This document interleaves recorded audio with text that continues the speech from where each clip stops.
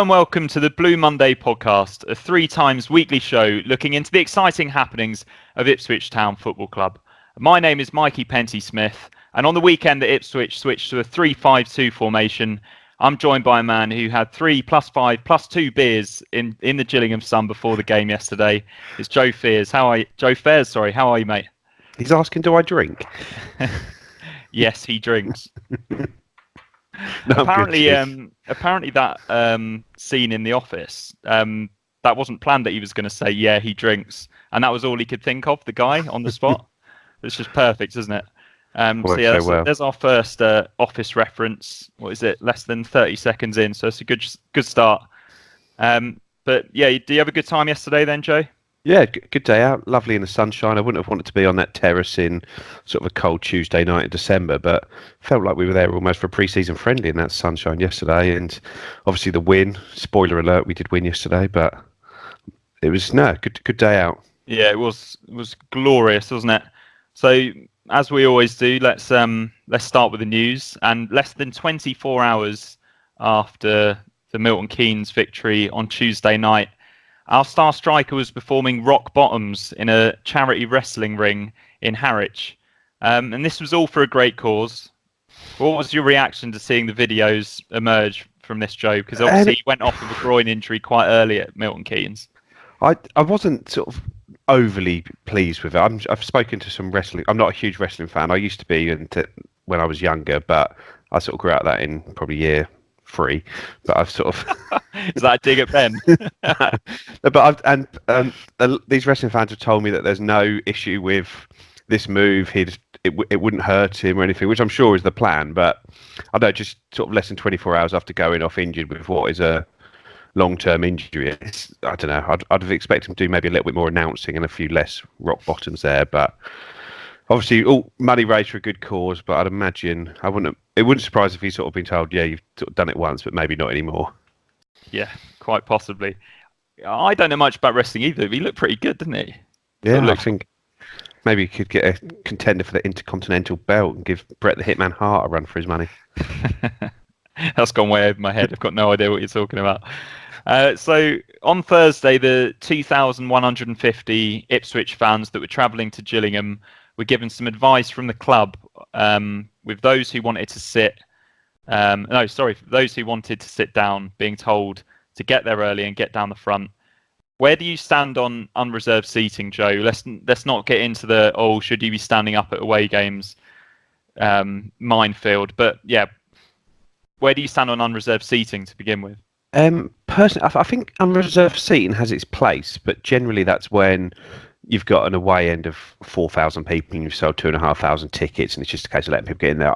I think when it's yesterday, when the stand is sold out, it's a little bit irresponsible maybe of the club this is Gillingham, not Ipswich, to make it unreserved, because it can make it very difficult, because what you find is people get in there and they sit in a group of 4, another group of 4 turns up and there's a seat missing and then a seat there, and all of a sudden those individual seats sort of scattered throughout the stand is 400 seats that are spare, and people arriving late and then they can't get in because it looks full. Like where I was standing yesterday in the second half, we had probably 20 people standing in the stairs next to me just because there was nowhere for them to find and they wanted to stay together. The stewards were fine and they let it go, but the stewards were very they were very laid back about it all. I was looking forward to seeing what happened when a few people turned up late, and they were a little bit argumentative with the stewards, and the stewards just let them get on with it. And yeah, I think they stood in the gangway pretty much the whole game, but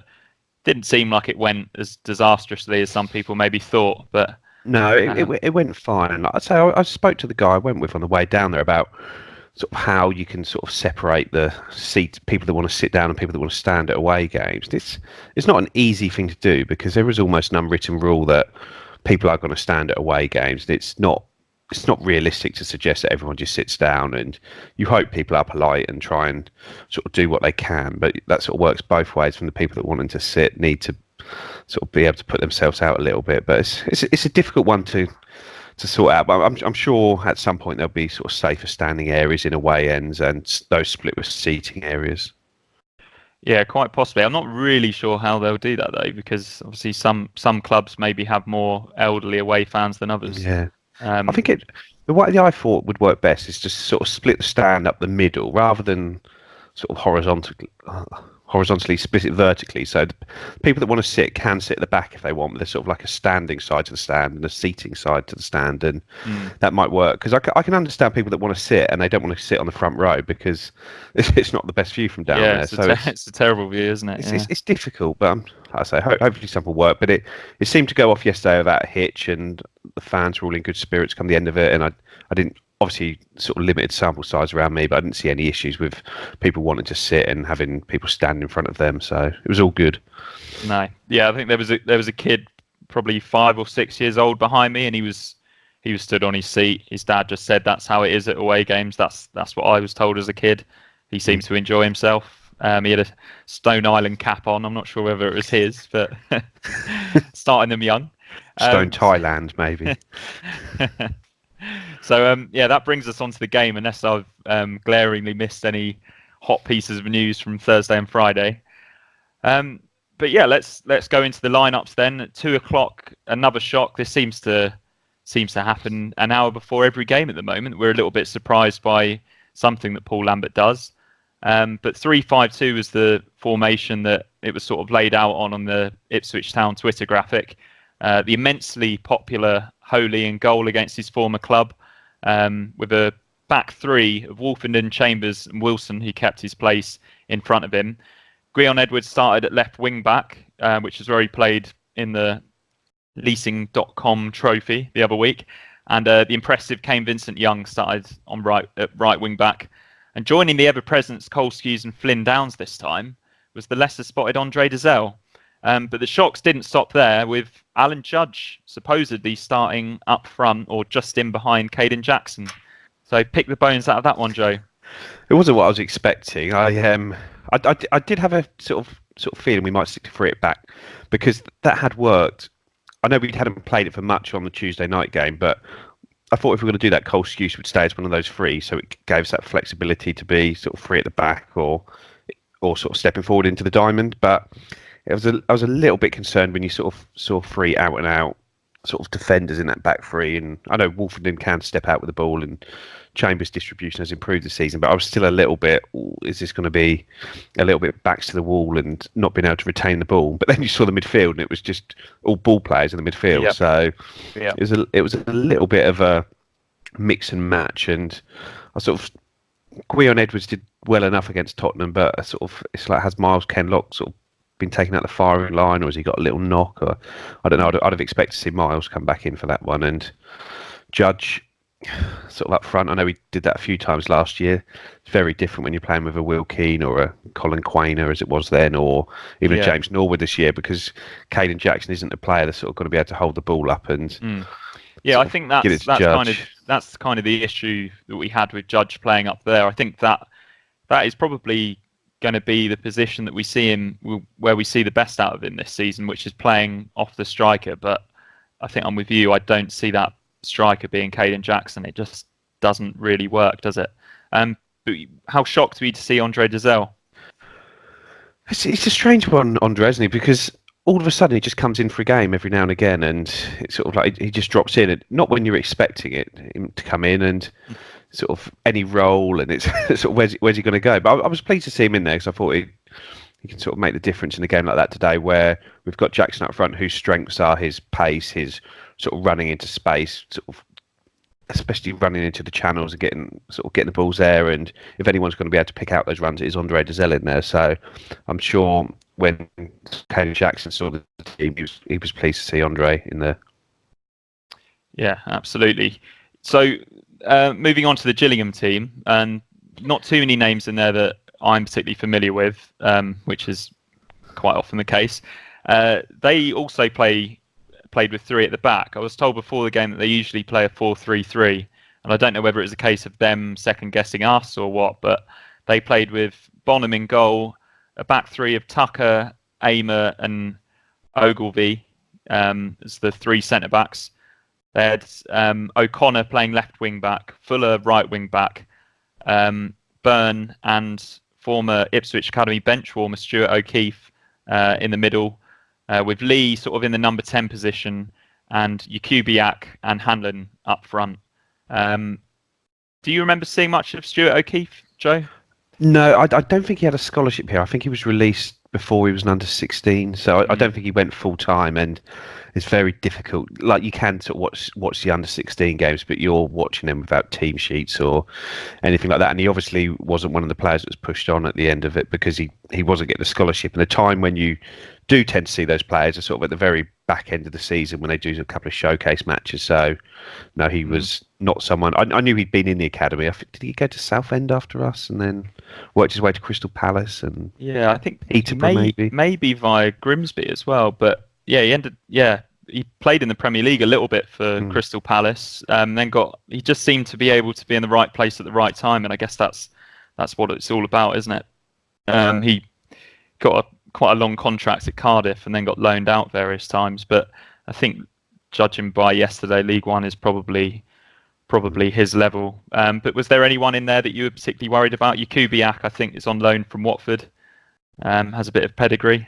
I know they had Ollie Lee, didn't they, playing off the back, and he's a player that can score goals and create things and has done, I think, sort of at Luton in the past, but he didn't really get into the game. No. So let's get into the game, and with Ipswich shooting towards the Gillingham end, not much happened in the first quarter of an hour, and I'm sure you were struggling as much as I was to work out whether Judge was actually playing up front with Jackson. It's quite often hard to know what his position is because he just floats around, doesn't he? On 15 minutes, we survived a bit of a scare as Chambers scuffs a clearance and Lee scuffed it wide. We had our first chance shortly after with a previously quiet Dazelle whipping in quite a nice corner, and Wilson got his head to it well, but it went just wide. He did that twice in the first half, actually. Then O'Connor went really close to scoring an absolute worldie for Gillingham, a beautiful dipping volley. Did you think that was in? Because I certainly did. I didn't, because I don't know where you were sitting, but I was dead in line with him in the post, so you could see it was always going over, and when it sort of hit the top of the net, it was more surprised that it hit the top of the net, but it must have looked very close from the other end, because it wasn't just a few of their fans that went up, it was almost the whole middle block. It was that pretty much fast stand went up to celebrate that goal. Yeah, I was I was slightly to Holy's left and quite near the front, so not a perfect view really. And moments later, they had an even better chance. Well, not that was really a full chance, but Eamon missed the target from close range. It was disappointing first half an hour, wasn't it, Joe? Really. Yeah, we just hadn't really got into the game at this point. We were what we did get onto the ball, there was no real movement ahead of them, and it ended up coming back into that back three, which sort of, as I said earlier, where you're a bit worried that none of them will be able to sort of get us moving from the back there, and that was proving to be the case. And Gillingham sort of didn't look like scoring at all. I know that was a decent chance they had there, but that was more of a sort of scuffed overhead, and he looked offside to me, but I haven't seen the replay back. But the lino hadn't given it, so had he connected, it would have either hit Holy or gone in effectively. But I say it just wasn't clicking, and I think sort of Judge needed to. We just had too many bodies really close together in sort of Judge, Dazelle, Downs, and Scouse, and they just were almost getting in each other's way at one point. And I think it sort of just changed a little bit, and Downs started drifting out a bit wider to try and get on the ball after this. He did, yeah, and he did exactly that. And on 32 minutes, we actually started to play the ball around really nicely, and I was thinking, great, we're finally having a bit of possession. And what does it lead to, Joe? The first goal, Kane Vincent Young's first goal in the Ipswich shirt, and the club have put the video up earlier, and I think it's the 25th pass of the move which leads to that, and there's not a huge amount of dynamism in it, and but it's mostly between sort of on the right hand side Luke Wolfenden and Flynn Downs just sort of moving the ball and comfortable with it and just keeping it going, switching it across to the other side, and Downs sort of from the very right touchline is on the ball 2 or 3 times at the start of the move, and then it's him on the other side of the pitch who gets across to pick it up, and he sort of plays the ball into Dazelle, and then Dazelle just sort of this is what Andre can do, where it's just all of a sudden he just bangs it round the corner into Jackson's feet, runs off him, picks the ball up, plays Jackson back in, and then brilliant cross from Jackson, curl into the back post, and Vincent Young, he's not really under any pressure, but still sort of brave, and the fact he's getting in the box like he did at MK on Tuesday is sort of showing a real attacking intent, and it was a sort of really good header, and he couldn't really miss once he got there. But it was, like I say, that the ball but like I say, that's just that Dazelle when he gets on the ball and he just turns it. And even in the Wimbledon game where he puts that free ball to Norman, it's like no matter how quiet he is, he's always just got that moment of quality in him that can just sort of turn us from sort of first gear to fifth gear in one ball. Yeah, absolutely. And yeah, I suppose that was probably up there with Flynn Downs' goal as our best goal of the season so far, wasn't it? Yeah, I'd say so. The way that everyone apart from Edwards on every outfield player had at least sort of touched the ball at least once in the move. So that's nice to see. And like I said, there's obviously a plan for how we want to get playing. And like if we could play like that all game, every game, then yeah, we're going to walk this league. But we're not there yet, and I'm sure the questions will come on to that. Absolutely, yeah, and not much really happened between then and the halftime whistle. And Paul Lambert makes a change at half-time, and I haven't heard about any sort of injury, but Flynn Downs comes off and John Nolan comes on. Good to see Nolan again.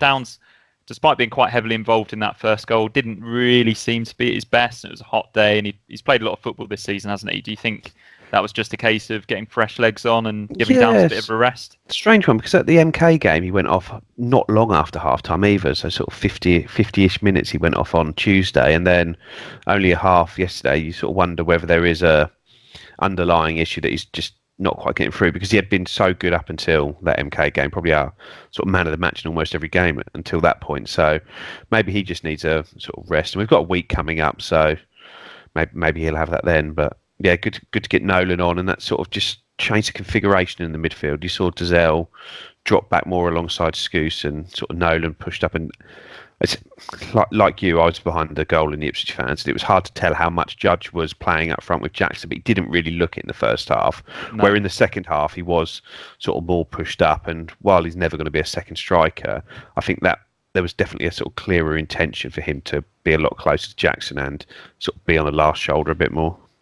A lot of it is more just getting out of the way of the other midfielders, isn't it? It's not so much we need you right up there alongside Jackson. It's more a case of we kind of need you to create a bit more space in the middle of the park for Dazelle and Nolan to pick those passes.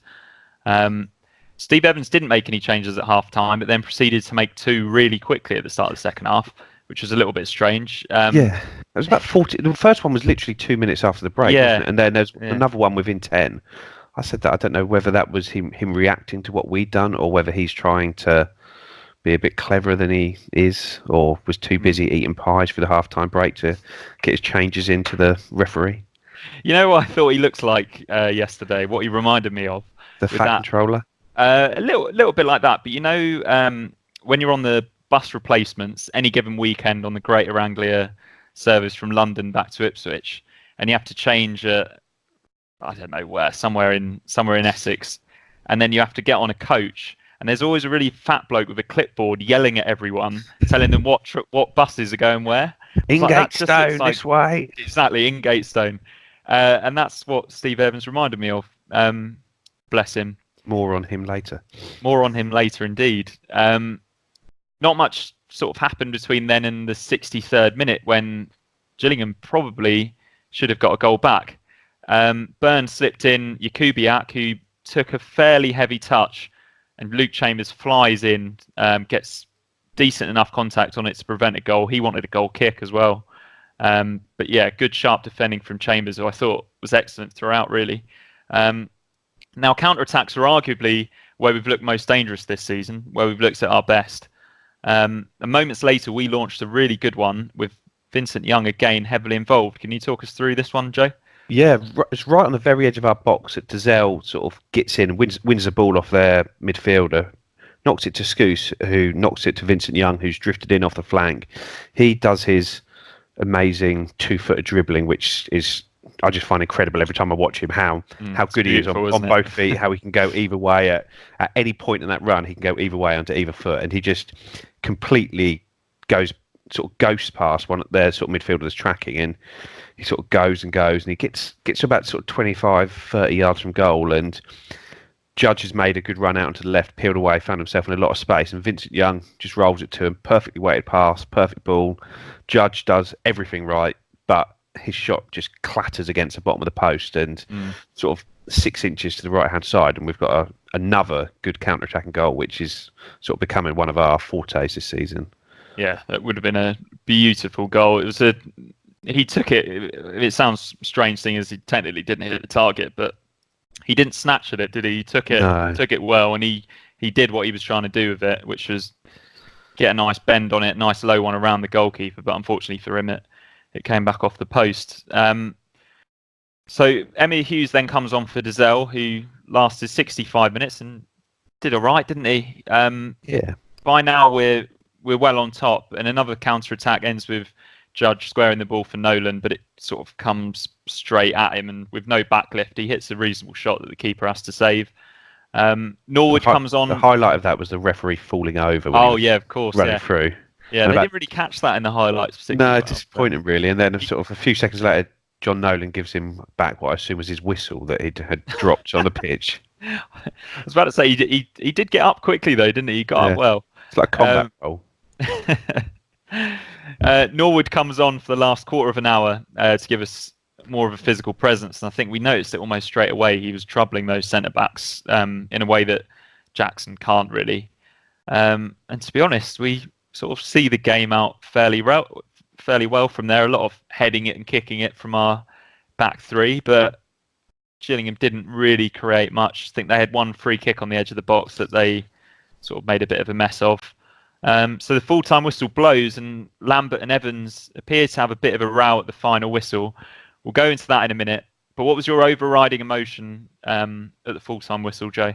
Same as always, sort of relief. When you're only one goal up, you are just worried that something is going to happen. But I think Lambert got a spot on yesterday with regards to that defence. I know at the start I said, no ball players there, but the way you saw Gillingham play and how direct they were with the ball, we needed those battlers back there, and all three defenders had a really good game again.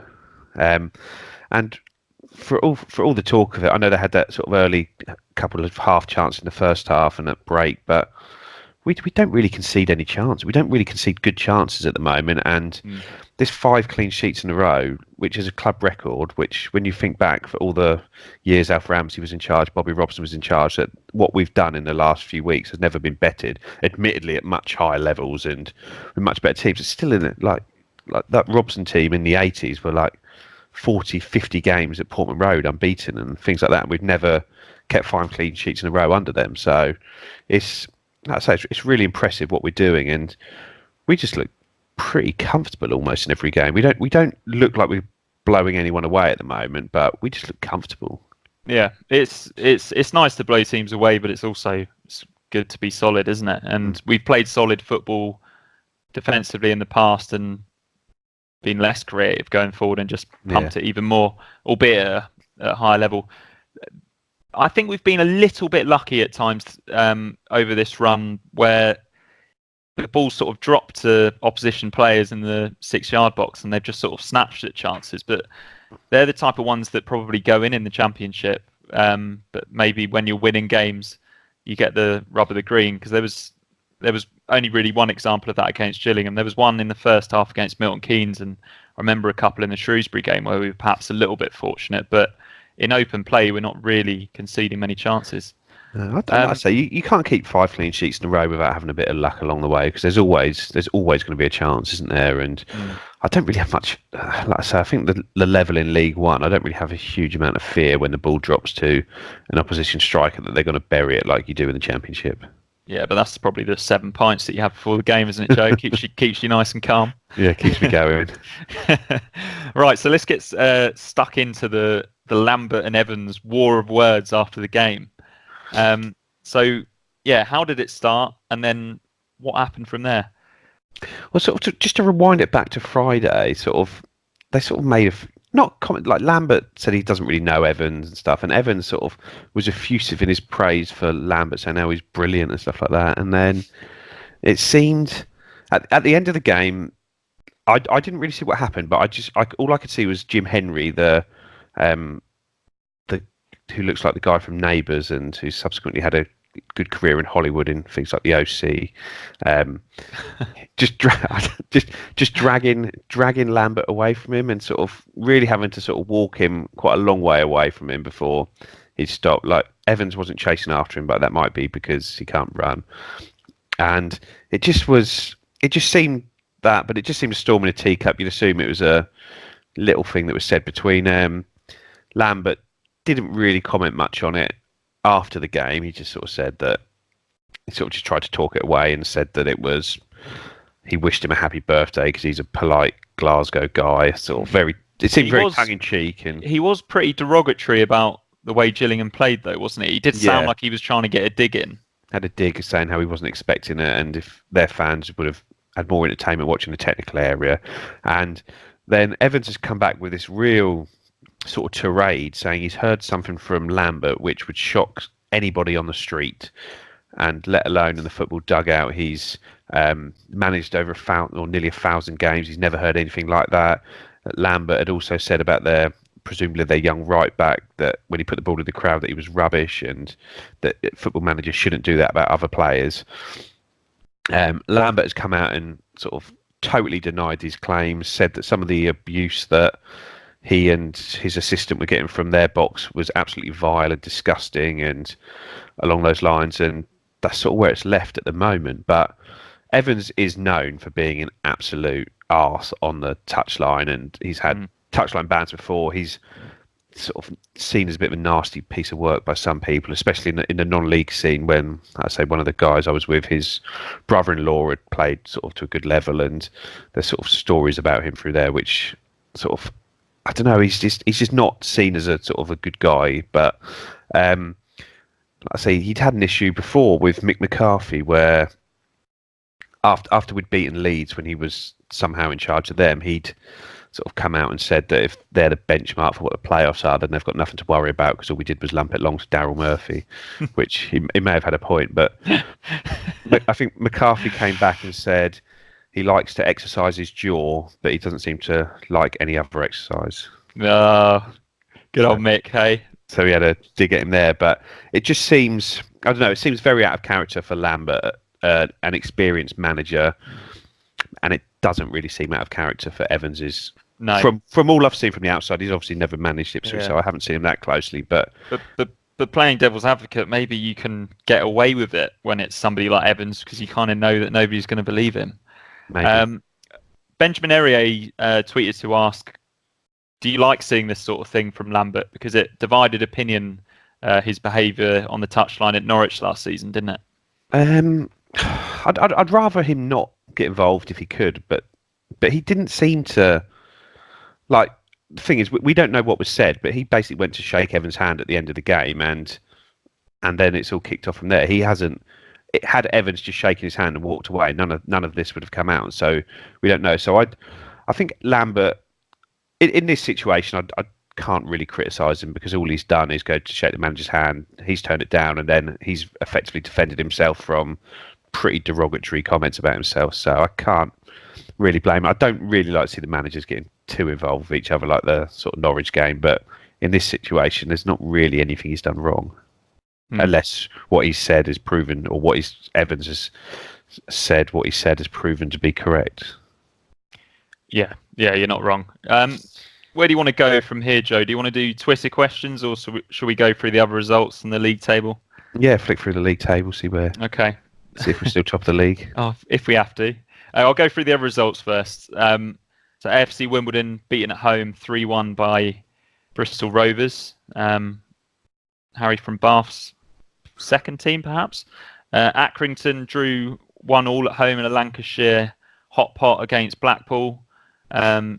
Bolton really, really close and a bit unlucky not to get that first win of the season. Yeah. Aidan McGeady got a last-minute equaliser in a 1-1 draw for Sunderland. That has increased the pressure on Jack Ross. Sort of, it's almost beyond boiling point when you see some of their fans at the moment, and that is a dreadful result, isn't it? I know Bolton have got some players in, but they still lost 6-1 last week, and he's not the only manager of one of our supposed promotion rivals that is sort of getting it a little bit from the fans either. We'll get to that in a second.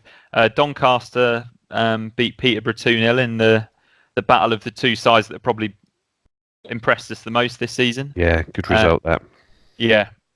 Fleetwood Joey Barton's Fleetwood 2-1 win over Rochdale. Is that another Lancashire derby? Is my geography right Yeah, there? I suppose they both are Lancaster. Yeah. Lancashire. Lincoln City, new manager bounce. Appleton. They lost 6-0 at home to Oxford United. Unbelievable, isn't it? Like, there's a big job to be picked up at Lincoln after what the Cowleys have done. They are a management team that is just gonna. They were sort of part of every part of that club, and I don't know if Appleton was in charge for yesterday's game or whether he's sort of starting after the weekend. But Oxford have got some good players, but they don't seem to be able to put it together. But obviously everything clicked yesterday because that is an unbelievable away win. Start of something, yeah. Milton Keynes for the second time in a week are beaten 1-0 at home by an East Anglian team. Southend United apparently watched by Henrik Larsson. Yeah, first win of the season for Southend. Yeah. Rotherham, who we thought were going to win every home game this season, failed to win again. They drew 0-0 at home to Shrewsbury.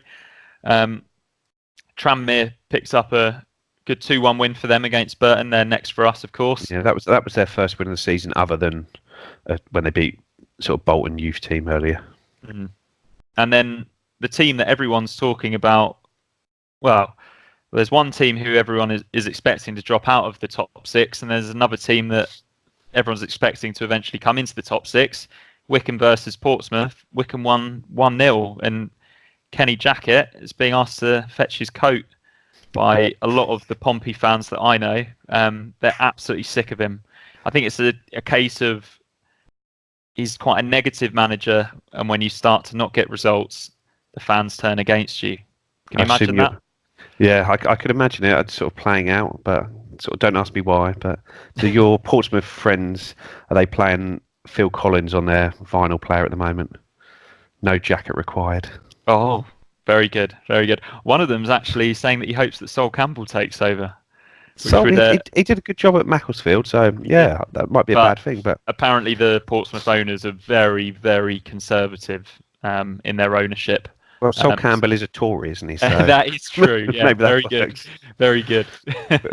but when you look at Portsmouth as potential title rivals, promotion rivals, we're 15 points ahead of them now, and I know it's still early days in the season, but like I say, these points we're putting on the board now are massive, and to be that far ahead of Portsmouth already, who sort of were most people's favourites for the title, is really, really good. I think you were on the same page as me. Correct me if I'm wrong, that selling Ellis Harrison to Portsmouth wasn't a good move. Yeah, no, I didn't think it was the right thing to do because it sort of left us short up front, which we still are to an extent. But... that is true. But he was a bit petulant yesterday. Got sent off for 2 bookable offences. Yeah, it does seem difficult because I was sort of listening to something on one of the other podcasts, maybe not the Top 20 pod, where they're saying that whenever there's sort of a tete-a-tete, like the referee just seems to book both players. Whatever happens, it's just like book both players. So it's almost like if one of the opposition players is on a yellow card, you just want to sort of try and get involved with them because they'll end up sort of booking them both and it'll be their second yellow, which might be a tactic employed later on in the season by some teams if they hear about it. Absolutely. So I can see a league ladder to your right there, Joe. I'm not sure if you've filled it in the whole way, but can you just let me know who's at the top of League One? It is a big blue team called Ipswich Town. I haven't filled it in this weekend, but I did just move us to the top. Yeah, Blue Army. That's a nice bit of vision for those listening on Acast. So yeah, Ipswich top of the league. 9 games played, 21 points. It's looking pretty good. Coventry obviously didn't play. They were supposed to play Bury, I think. Rich Woodward will be disappointed to see that they dropped below us into second on 19 points. Wycombe Wanderers still right up there, albeit they're one of the few teams that has played 10 games. They're level on points with Coventry with 19 points. And then it's Joey Barton's Fleetwood who are sort of quietly going about their business. Their last 5 games, there's been a win, a loss, win, draw, win. I mean, that's pretty good form, isn't it? Sunderland, they're still up there, aren't they? They're 5th. They're on 16 points. I think it's something silly that since they got relegated last season, they've now had 22 1-1 draws since relegation started last season. Another one yesterday, obviously. But draw your away games and win your home games, and Did I just say that the wrong way round? No, Win you that's home. right. Yeah, okay. Shouldn't doubt myself. Blackpool are still up there despite sort of being a bit off the boil at the moment. They're like the Lancashire Hot Pot, down in 6th on 16 points. Doncaster, I think, yeah, they're on 8 points. So if they win their games in hand, they'll be right up there. And I think rightly so. I think they're a decent team. Bristol Rovers have climbed up to 8th now on 15 points, which is above Peterborough, who we've all been talking about. They're on 14 points after 9 games. Just one that I want to bring up is Rotherham. I know they've only played 8 games, but they're not even in the top half at the moment. Yeah, it's crazy, and I'd say it's good because you do expect the cream to rise to the top of these divisions, and it can take a while to get over relegation, as sort of Rotherham are finding now. But every week we just put more and more points between us. That if we do have a bad run, which is probably inevitable at some point in the season, that bad run shouldn't cost us because we're on such a good run at the moment. Okay, so maths really isn't my strong point. But according to my extrapolations, and this is the first time that I've tried this, and I've probably got it badly wrong, we're averaging 2.3 points per game, and therefore are on course for 102.52 points, which we'd probably take that, wouldn't we, Joe? Yeah, take that. Yeah, and anything over 100, I think I'll take. So 100 goals is looking less likely, though. Yeah, that's coming in at around 80. I'm thinking if we just concede 100 shots all season, though, that would sort of cover it. Probably get us there, wouldn't it? But that does bring us on to the first Twitter question, which is from Ian McIntyre 74. Why do you think the goals have dried up in the last week? Any cause for concern? Tough question, really, isn't it? We haven't created as much in the last few weeks, and it's maybe our sort of hot form of sort of scoring has sort of gone out the window a little bit, because sort of Norwood and Jackson, everything they were touching was turned into goals for a few weeks. But we have gone a little bit more conservative with how we've played. So maybe it's just a case of trying to tighten at one end and go for the other. But yeah, it's sort of 2 goals in 3 games is sort of not really what you want to be doing. But I think we're still. I haven't looked at the sort of XG tables from yesterday, but I think we're still sort of right up there in regards to that. And if you don't concede goals, you don't need to score more than 1. No. So Jack Berham wants to know, a little bit more optimistic this one, how long will this unbeaten consecutive game run of clean sheets go on for? So I think, how long will this unbeaten run of games go on for, and how long will the clean sheets run go on for? Well, you look at the sort of upcoming games, and I think Fleetwood away is going to be a tough game. That's a long way to go, and they're a side in good form in a sort of small ground, and they seem to be playing well, especially at home. So that could be one that's really going to test it. But Barton will be up for that against one of the bigger teams as well, won't he? Yeah, and sort of they want to prove that they deserve to be talked about in that top 6 race as well, and I think they do from what I've seen. So he'll be desperate to get a result. Clean sheets, well, it could go on. Like I don't. Like I say, I don't see any reason why we shouldn't set the club record next week against Tranmere, but I don't know. Like I say, it only takes one deflection, one lucky bounce, and that's gone. So, but if we could set a new club record, I think that would be sort of unbelievable, really. Now, the nerd inside me is telling me that I think that we've set a club record against Tranmere at home before in the 90s, I think. Or they denied us a club record. I can't remember. We drew 0-0 at home on a blazing hot day late on in the playoff pushing season. And I think that either meant that we broke an unbeaten record or we were denied a winning record. I think we'd won 7 in a row or something. I can't remember that far back. It's a shame that the Renegade Statman doesn't listen to shows when he's not on, because he could tweet us the answer on Monday morning, couldn't he? But oh well. Moving on to the next question, which is from Mullet. He wants to know: is this the start of Andre Dezel's redemption in the eyes of those who have written him off? Is it helpful to judge players based on their status as academy graduates in a team like this? I sort of, with regards to the redemption, I'm not sure it's sort of anything to do with that on at the moment, because a lot of the people that don't rate him will see yesterday's performance. Oh, he didn't really get involved. He didn't really do a lot. In the same way they saw the Wimbledon game like that, sort of overlooking the fact that hasn't played many games. He's come into the team in an unfamiliar role, and ultimately he's the player that's made something happen in the way he did against Wimbledon. Had Norwood put that chance over the keeper. So I think if you can't appreciate his qualities, you're not going to, unless he's sort of pulling out 4 or 5 through balls a game to create clear-cut chances, which just isn't going to happen. So I think, like I say, I'd like to see Dazelle get a run of games in the team. I think he's a very different type of player to Flynn Downs, who is all action, and you can't help but notice him in these games. So, but I think he will get this run at some point. It's just a case of how, because it's hard to judge a player who is just coming in for one game, missing the next 4, coming in for one, missing 3, getting 20 minutes on the next one. It's not the best situation to judge someone, but if that's how it ends up, that's how he will be judged, and we'll see where he is at the end of the season. But yeah, and with regards to youth players, so I can't remember the exact wording of it, but so it was. Is it helpful to judge players based on their status as academy graduates in a team like this?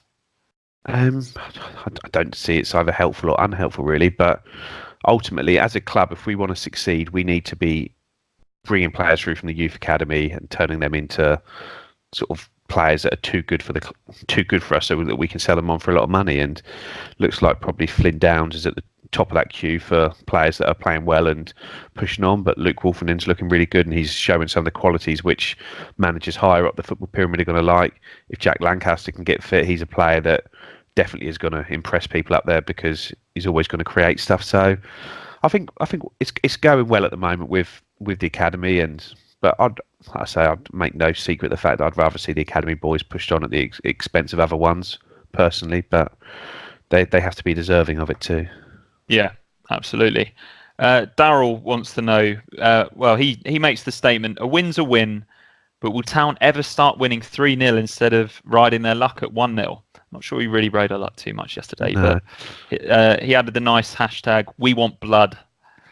But even in the Shrewsbury game where we beat them 3-0, people still moaned that we then didn't dominate the game because they had a couple of chances, and so we didn't shut the game off with 10 men, even though we were very comfortable at 2-0, gave away a couple of chances, scored a really good goal, and then just seemed to switch back off again. So, and we had a midweek game coming up to follow it. So I don't know. You've just got to get through these games, and I don't know. Obviously, every fan would rather win 3-0 than 1-0, but I don't know. I'm never going to complain about a 1-0 win away from home. No, absolutely not. Sometimes they're even a bit sweeter, aren't they? Stubbsy wants to know, on a scale of 1 to 10, how well did the 3-5 system work today? Obviously, he sent that question in on Saturday. And will we stick with it now, or will it very much depend on the opposition? I think probably the latter. Yeah, I think everything we do is going to depend on the opposition this year, because, like we say, we changed it to 3 because we were playing MK because we thought they were, and when they weren't, we quickly went away from it. We probably should have been a little bit more reactive against Doncaster than what we were. They had 3 in the middle, and we didn't match that at all. Yesterday, I think we played 3 because we wanted to get 3 bodies on for the sort of direct football that was coming our way. So it's just horses for courses, really. And I think what has happened over the last sort of 3 to 4 weeks is that all those players that were missed pre-season, had knocks and stuff, we're almost at a stage now where, barring the long-term absentees of Bishop and Sears, Keane is sort of back up to fitness, Emma Hughes is up to fitness, Luke Garbutt is up to fitness, Alan Judge is, John Nolan is, Guion Edwards is. We've really, like I say, managed to rotate the squad around nicely enough that everyone is almost there now. And when we're picking a team for next week, there's no real questions on, are they going to be able to start the game, I think. And compliments to the sports scientists that have been under fire from us at numerous points over the last few seasons. Martin at Pakefield ITFC, as we seem to be getting increasingly experimental, is Judge as a deep-lying second striker behind Norwood likely to be something we may see soon, and will it work? I think that'd be very interesting to see, because I think Norwood, with the way he occupies defenders and sort of can bully centre halves, would give Judge a lot of space to play in that role. Takes away all of Judge's defensive responsibilities, and whether that deep second striker becomes a sort of number 10 or however you want to call it. If we can be getting Judge on the ball in space in the centre of the park from in that sort of 30 to 40 yards out range, you'd expect him to be able to create something for Norwood, and I'm sure any of the strikers would like to play with Judge if they can get him into space in that area of the pitch. Absolutely, yeah. It's kind of we've spoken about this before. It's not like some clever, smart comparison that I've come up with, but Bradley Dack was used to good effect off Danny Graham, wasn't he? In Blackburn's promotion season, I saw that he scored again yesterday for Blackburn. So maybe Judge could be used in that sort of position, a little bit closer to a striker, but. Yeah, it has to be a striker that can actually hold the ball up, because that's not Jackson's game. And Judge probably threads better balls in for Jackson when he's slightly further back as well. So a new era at Ipswich. John wants to know, is Paul Lambert's counter-pressing philosophy actually very smart, as it's our best chance of taking points from teams in the Championship if we get promoted, to most of them being, obviously most of the opposition there will be better resourced than we will be? Yeah, I hadn't really considered that, to be honest, but now sort of John has said that does seem to make a fair bit of sense. It's a good one, isn't it? Yeah, it's a really good question, and sort of really something that makes you think about it. And like I say, I saw a stat tweeted last week, and it was about the amount of, I might have mentioned this on the pod on Wednesday, but it was about the amount of chances created or shots from counter-attacks, and we were sort of 5 or 6 clear of anyone else in the division. And when you think we're also a team that's probably sort of held possession more than a lot of other teams in this league, the fact we're having more possession than most teams and we're also hitting more teams on the counter is sort of real demonstration that we are a very good counter-attacking side, and we're very good at creating things. And the signings that we've made, sort of even in recent weeks, Kane Vincent-Young is a player that is sort of made for that system. So yeah, no, if that's something we can get worked on throughout this season, then when we go up the league, if we go up this year, then yes, sort of working to be solid at the back and hitting teams on the counter is always going to be a good tactic. And probably that formation is probably also a good way of getting Luke Garbutt into the team as well, isn't it? Yeah, and having that sort of quality from one side, because it's all sort of like a jigsaw, isn't it? Everything you put in, you have to take away something else. And if you can get Garbutt in there, you may lose a little bit of sort of defensive solidity, but you also add in his sort of crossing ability and his set pieces with the sort of left foot set pieces where if Dazelle isn't playing, or we haven't got anyone else to take those. So it all seems to be working well and coming together. And sort of the biggest bonus that while it's all coming together is we are winning every game at the moment. Yeah, it's not a bad habit to have. At Rob Crabwalk, who has a pretty frightening profile picture, I must say, asks, looking at the quality of the league so far, is it fair to say that the biggest threat to promotion is likely to come from within the club? And if so, what do you think that threat will be?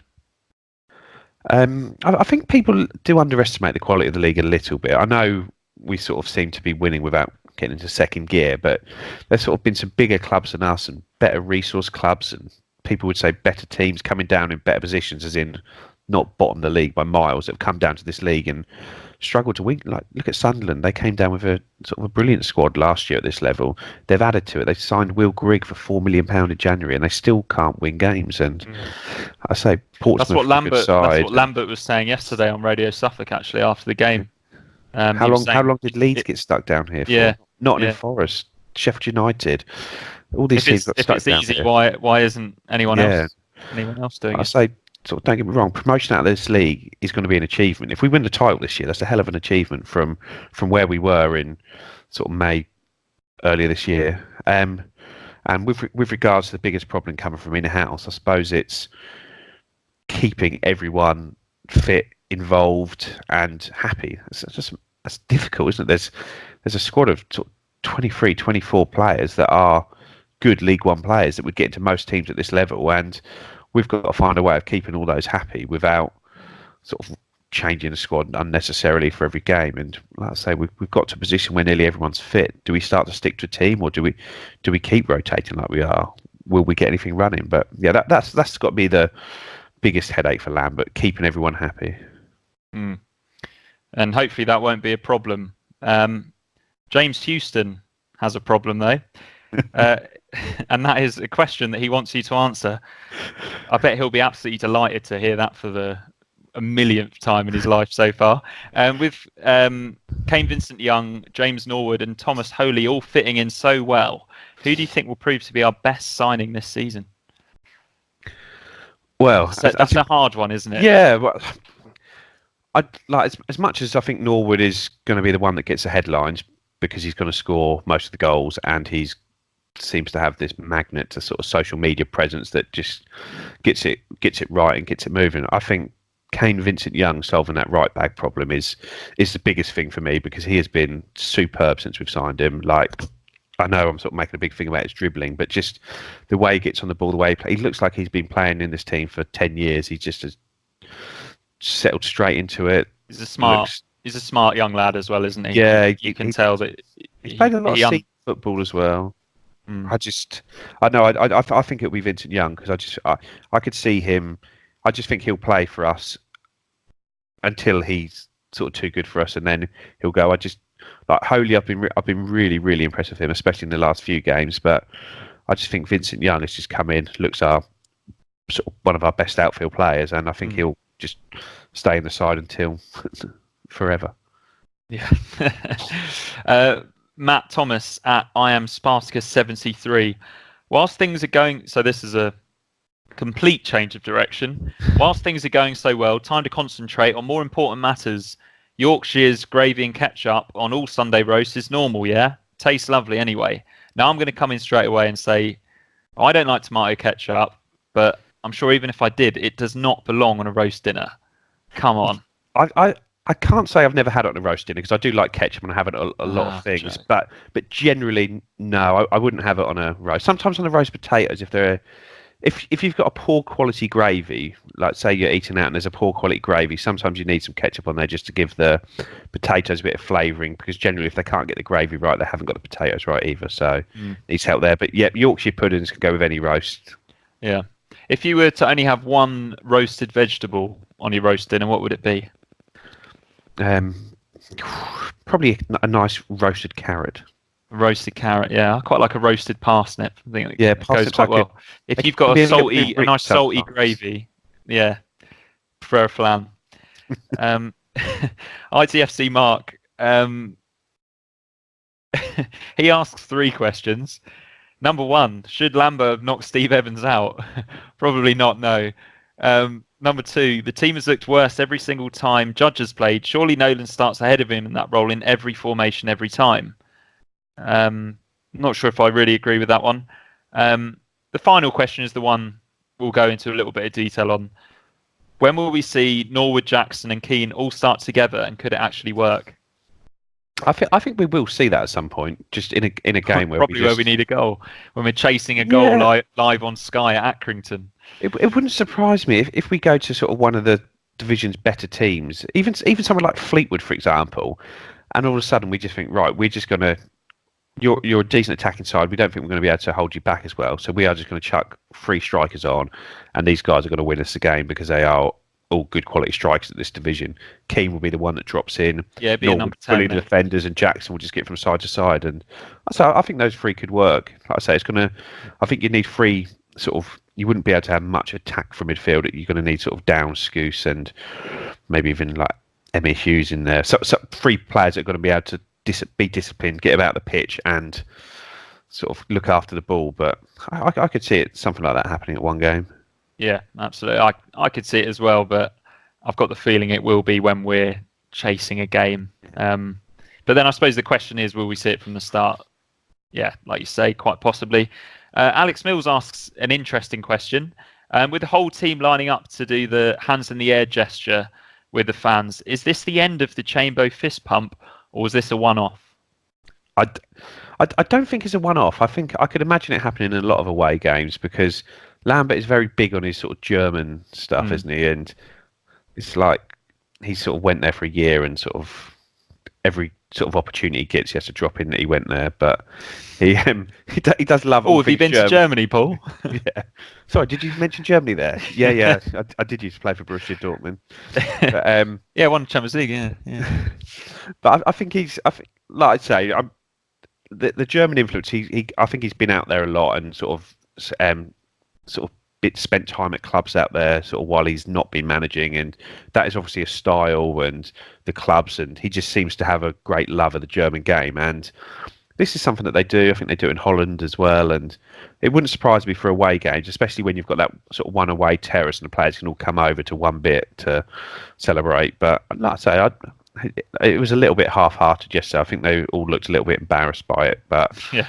We'll sort of see how it goes, but I don't think you're going to get rid of the Chambers fist bump that easily. He still had to do one on his own as well. Ever the showstopper. Yeah, it wasn't a great atmosphere in the away end yesterday, was it? It was a nice atmosphere. Yeah, but it wasn't raucous. I don't know whether it was because of the lack of roof or it was the roof, isn't it? You just can't create an atmosphere in grounds like that because there's no sound bouncing off the roof, is there? There's just nothing going on with it. Mm. And there's a lot of excitement as well, and I think some people are maybe desperate to start chants, even when there's one going on the other side of the stand, and it just never sort of works, does it?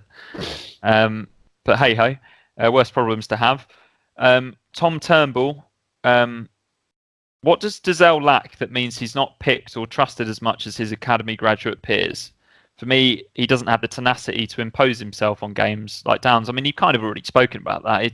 You're less likely to notice him, and if he's not picking those worldy passes, you're not really going to notice him very much.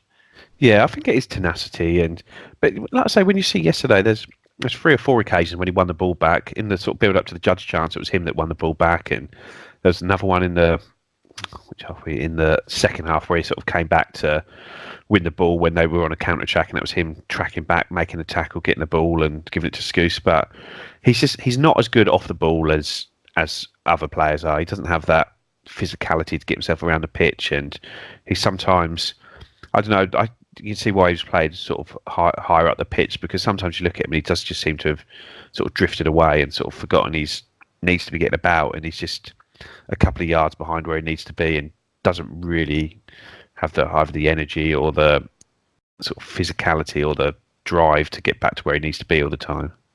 Mm. So yesterday we had a really, really strong bench, didn't we?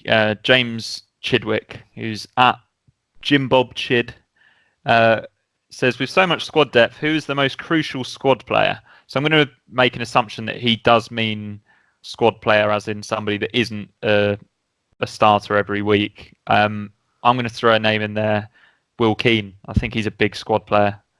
Could be very important. Yeah, let me think who else is there. Could you call Garbutt a squad player? It's just difficult, isn't it, at the moment to say who is. Edwards? I think Edwards is important because he's quite versatile, isn't he? But yeah, Will Keane. And I think if you were to look at the most important player in the squad, I know it sort of is a little bit hyperbolic, but Kane Vincent-Young, because the drop-off behind him is the biggest drop-off, isn't it? Whereas you lose Skews and you've got Downs, and vice versa. You lose Nolan, you've got Judge. You lose Norwood, you've got Keane. You lose Holy, you've got Elliott. But yeah, you're right. If you lose Kane Vincent-Young, we're back to having a pretty negative fullback. Yeah. Sorry, I've completely hijacked that answer from you. No, that's fine. Like the sound of my own voice, obviously. The Ipswich Egg has a non-footballing question for you, Joe. Can the Essex do the double with a win against Somerset? So that's after they won the 2020 bash. Was it the T20 Blast? Is that, I think, the Vitality? Yeah, they won that last night on the very last ball of the game. The captain, sort of Simon Harmer, after taking all the wickets, came in and bashed sort of 18 or so. And it was a really, really good game, really good atmosphere there. But they should win the title this week. They're at Somerset. They only need to not lose heavily, really. I think even if they lost narrowly, they'd still win it. And the weather forecast seems to think they're going to be lucky to get more than 2 days cricket there. So I'm sure the groundsman will be preparing an absolute Bunsen for the spinners to have a go on. But I just can't see them get bowled out twice in the game. So yeah, they should win a title, and it'd be a sort of great achievement for them. Great stuff. I'm glad that I got that cricket question in there, just because I know how much Benjamin Bloom enjoys hearing them. So we'll move on to the game now. The player stats right, your ITFC stats right. I've made it more of a play your League One stats right game this time for you, Joe. And I know that you've got a bit of a history of spoiling these games with your expert knowledge. This one is League One Stadium Capacity Edition. So I hope you'll enjoy this one. Okay. And cheer me up a little bit, Joe, because I scored a horrendous own goal this morning and then went off 10 minutes later with a hamstring strain. You might as well have had those beers yesterday. I should have just had those beers, shouldn't I, and just not played. So the starting point is Sunderland's Stadium of Light, which is the biggest one in League One by some margin. So is Fratton Park higher or lower? Lower. Correct. So Fratton Park holds roughly 21,100. So Keep Moat Stadium, higher or lower? It's about 15,000, so lower. Okay, yeah, 15,231. The New York Stadium, higher or lower? I've been there. I reckon it's slightly lower. Yeah, you're correct. It's a fair bit lower actually. It's only 12,021. It's one of the that's the right size for them, isn't it? It's good that they built a new stadium for them but didn't make it massive. Moving on to London Road, Peterborough, where we were a few weeks ago. Higher or lower than 12,021? I'd say about 11, maybe 11 and a half. Okay, yeah, you've gone wrong. It's higher. So you got 3 right. We'll keep going though. So yeah, London Road actually holds over 14,000. Okay. So Bloomfield Road at Blackpool, higher or lower? That's bigger. Yeah, that's 17,338. Staying up north, Prenton Park, Tranmere, higher or lower than 17,338? It's been so long since they've been in these sort of leagues. It's hard to, similar. I'd probably say slightly lower. Yeah, you're spot on. 16,789. So it's quite a big one. The Memorial Stadium in Bristol, higher or lower? Lower. Yeah, 12,300. Roots Hall, higher or lower? That's not a big stadium, is it? I'd say it's probably about 13 and a half, 14. Yeah, that one's 12,392. So yeah, it is higher, but not by much. But not by much at all. So yeah, I suppose you did pretty well there, Joe. You only got one wrong. Yeah, disappointed. Disappointing for you, yeah. But yeah, most people would probably take it. Thanks for playing along at home, by the way. And thanks for all those wonderful Twitter questions. Apologies if I didn't read yours out. It is nothing personal. I promise. So next up for town is the visit of Tranmere on Saturday. I'm going to go to that one. And I think Ben and Rich are back to preview that one in midweek. Are you possibly joining them, Joe? Or not that I'm aware. Not that I'm aware of. Okay. So have you got anything you want to plug, Joe? Yeah, the under 23s are at home to Charlton tomorrow. That game's been moved to Portman Road, so 7 o'clock kickoff at Portman Road. Oh, great! I think I'll have to double check that, but by the time you've read this, I'm sure it'll be on TWTD or itfc.co.uk. But yeah, I'm pretty sure they're at home tomorrow. Will Keane, do you think?